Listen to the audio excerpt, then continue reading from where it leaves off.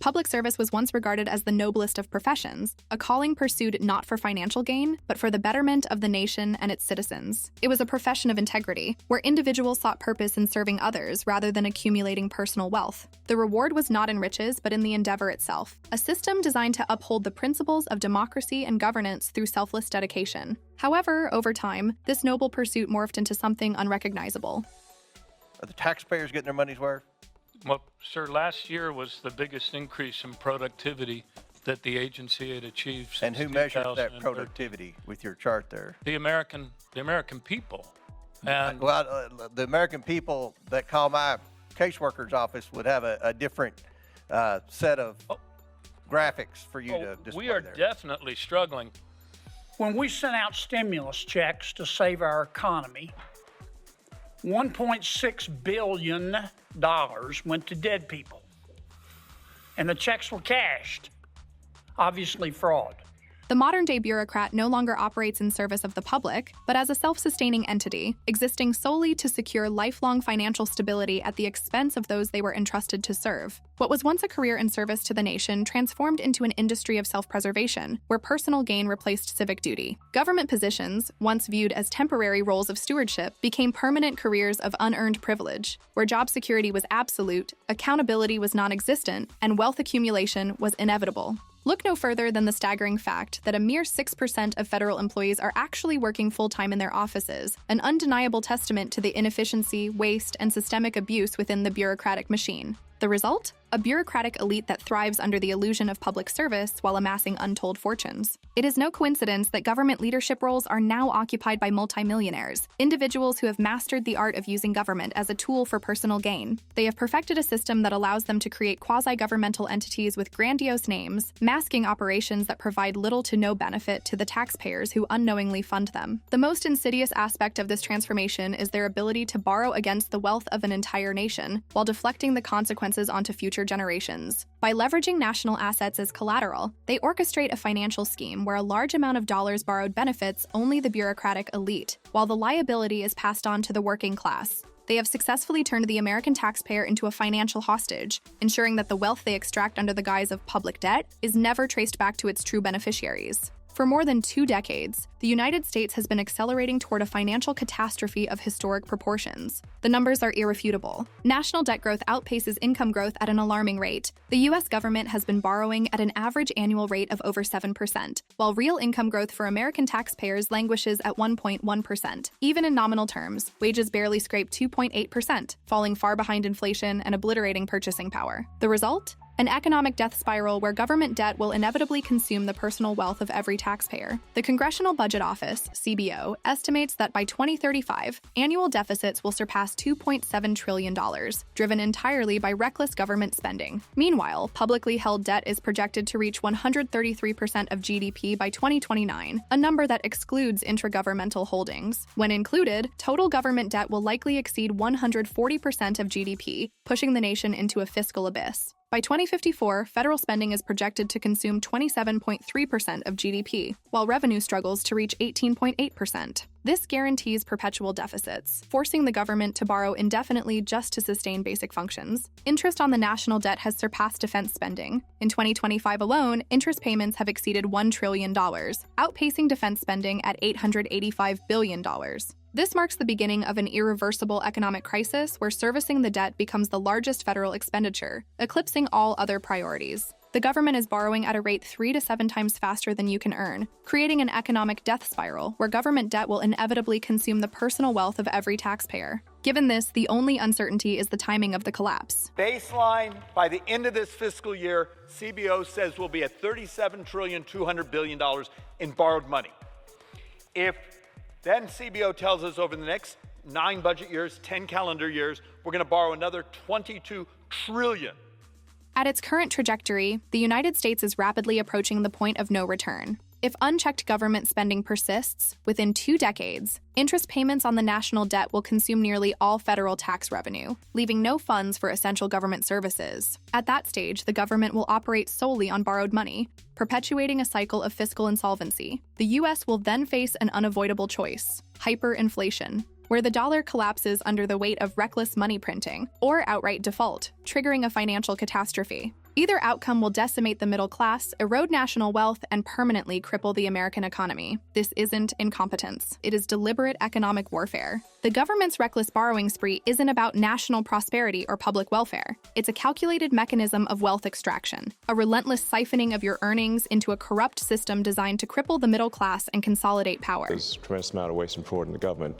In fact, there was a report issued by the GAO, the Government Accountability Office, last year. So during the Biden administration, which estimated the federal government fraud to be $500 billion. So just to be clear, that's not a Trump administration thing, that's a Biden administration thing. The ever-mounting national debt is not an unfortunate consequence of mismanagement. It is the primary tool of theft, orchestrated under the deceptive rhetoric of equity and fairness. To do so with equity, with fairness, to build back better, Over about $500 billion in this legislation to protect the planet. The beneficiaries of this massive financial plunder are not the hardworking Americans struggling to keep pace with a rigged economy, but a ruling elite who fabricate crises as a pretext for ever-increasing spending, escalating debt, and the relentless expansion of government control. This isn't taxation, it's wholesale looting, executed under the deceptive guise of governance. The American people are not merely supporting their government, they are being systematically drained to finance an elite class that thrives on manufactured emergencies and self-serving policies. For those seeking to expose the masterminds behind the systemic plundering of the American taxpayer, their trail of corruption isn't buried. It's in plain sight. Follow the money. Follow the money. So we started looking closely at USAID because they were completely violating the president's executive orders to suspend foreign aid. You know, what's called foreign aid, but in our view is a lot of corruption. So what we saw there is just a tremendous amount of money being sent to non-governmental organizations. But actually, this, by the way, is I think one of the biggest sources of fraud in the world is government-funded non-governmental organizations. This is a gigantic fraud loophole where the government can give money to an NGO and then there are no controls over that NGO. So they've given billions of dollars, in fact, we estimate tens of billions of dollars to NGOs that are essentially scams. Every manufactured crisis, every bloated spending bill, every reckless debt ceiling increase traces back to the same entrenched elites who have perfected the art of siphoning wealth under the guise of governance. These individuals are not public servants. They are financial predators who exploit the machinery of government to funnel taxpayer dollars into their own pockets, all while shielding themselves behind bureaucratic complexity and legal loopholes. Their scheme is as audacious as it is destructive, and unless it is forcefully confronted, the American taxpayer will remain nothing more than a perpetual funding source for their insatiable greed. Allow DOGE and allow our friends in the administration to continue to expose the absurdity of federal spending. How about $1.5 million to advance diversity, equity, inclusion in Serbia's workplaces? $70,000 for production of a DEI musical in Ireland. $2.5 million for electric vehicles in Vietnam. $47,000 for a transgender opera in Colombia. $32,000 for a transgender comic book in Peru.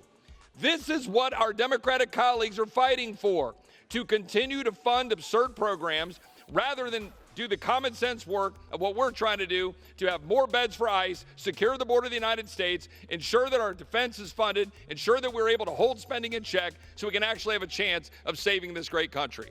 Why do you think Biden and his henchmen, i.e. the deep state handlers, flung open the borders? I would, in fact, make sure that we immediately surge to the border. All those people are seeking asylum. They deserve to be heard. That's who we are. We're a nation that says if you want to flee and you're fleeing oppression, you should come. Unleashing an unprecedented invasion of millions of illegal aliens. Because they need a new dependent underclass, one that will shield them from the greatest financial heist in history. A self-sufficient middle class questions authority and demands accountability. It votes out corrupt bureaucrats. But an imported, welfare-reliant electorate? That's an impenetrable political shield. A mass of dependent future voters who ensure that the looting continues, uninterrupted. Raise your hand if your government plan would provide coverage for undocumented immigrants. This is the ultimate arbitrage. First, loot the middle class. Second, drown them in debt. Third, replace them with a dependent population that keeps the system afloat. Make no mistake, this has nothing to do with compassion. The ruling class doesn't care about illegal migrants. I don't care if you think I'm Satan reincarnated. except for the shield they provide against the economic reckoning. They manufacture chaos as a deliberate smokescreen, ensuring their wealth transfer goes unnoticed and unchallenged. This is a cold, calculated maneuver, designed to ensure that those responsible for crippling America's economy never face justice. By diluting the American electorate with a government-reliant voting bloc, the ruling class ensures that real Americans will never regain control. And sending $59 million to a migrant hotel to house illegal immigrants when there are still people in North Carolina and California who have not received FEMA funding is not something that this administration is going to tolerate. Why do they cloak their crimes in the language of equity and fairness? Just look at the titles given to the NGOs being used to fleece the American taxpayers. Who are the real beneficiaries? Deception is the only way to keep the con alive. These words, or more precisely the word games, aren't policies, they're weapons, designed to camouflage the plundering of America's wealth. The theft is so vast, so deeply embedded within the machinery of government, that unraveling it would take centuries. And that's the point. Make the crime too big to prosecute. Make the system too entrenched to reform. Make the fraud too complex for the average citizen to grasp until it's far too late. This is why Biden's regime recruited 87,000 new IRS agents, not to ensure fair taxation, but to enforce compliance with a system that has already bankrupted you. The IRS has a history of targeting lower-income Americans. The Washington Post reports, citing IRS data, more than half of the agency's audits in 2021 were directed at taxpayers with incomes less than $75,000. As Jarrett Stetman, my colleague here at the Daily Signal, put it, Biden and Democrats in Congress know where the big money is in this country. It isn't with the rich.